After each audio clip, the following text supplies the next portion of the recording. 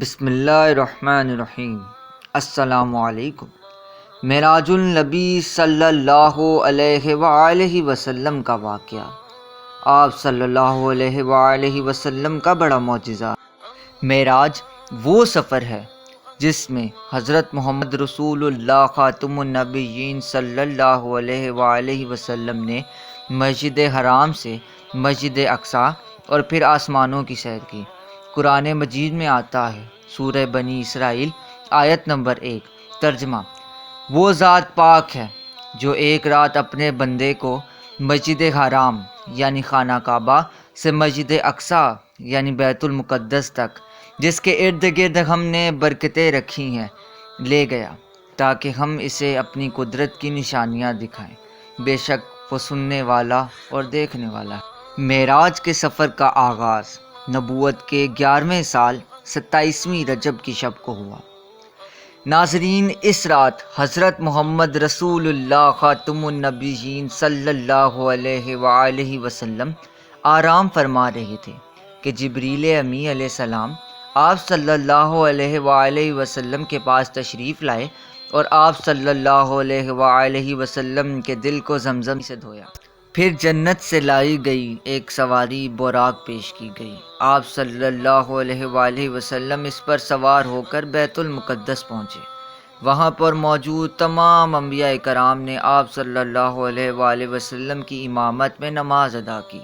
اس کے بعد آپ صلی اللہ علیہ وسلم دوبارہ براق پر سوار ہوئے اور آسمانوں کی طرف سفر شروع کیا۔ آسمانوں پر آپ صلی اللہ علیہ وآلہ وسلم کی ملاقات در ذیل انبیاء کرام سے ہوئی۔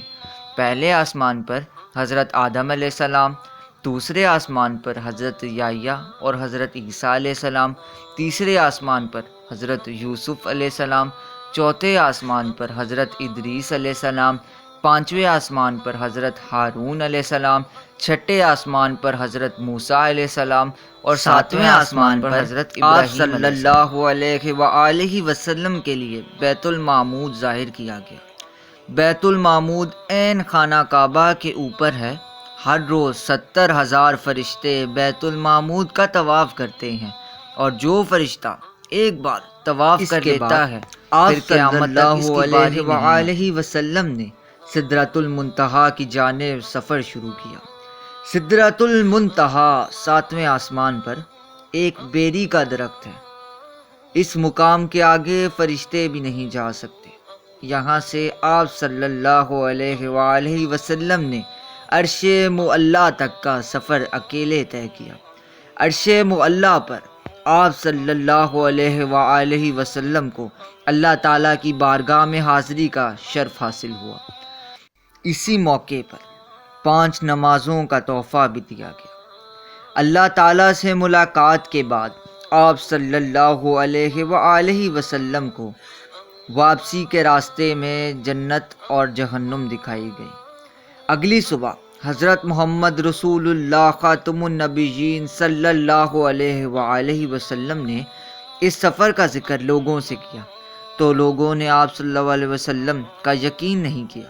کچھ لوگ حضرت ابوبکر صدیق رضی اللہ عنہ کے پاس آئے اور کہا کہ تمہارے دوست حضرت محمد رسول اللہ خاتم النبیین صلی اللہ علیہ وآلہ وسلم آسمانوں کی سیر معراج کا ذکر کرتے ہیں۔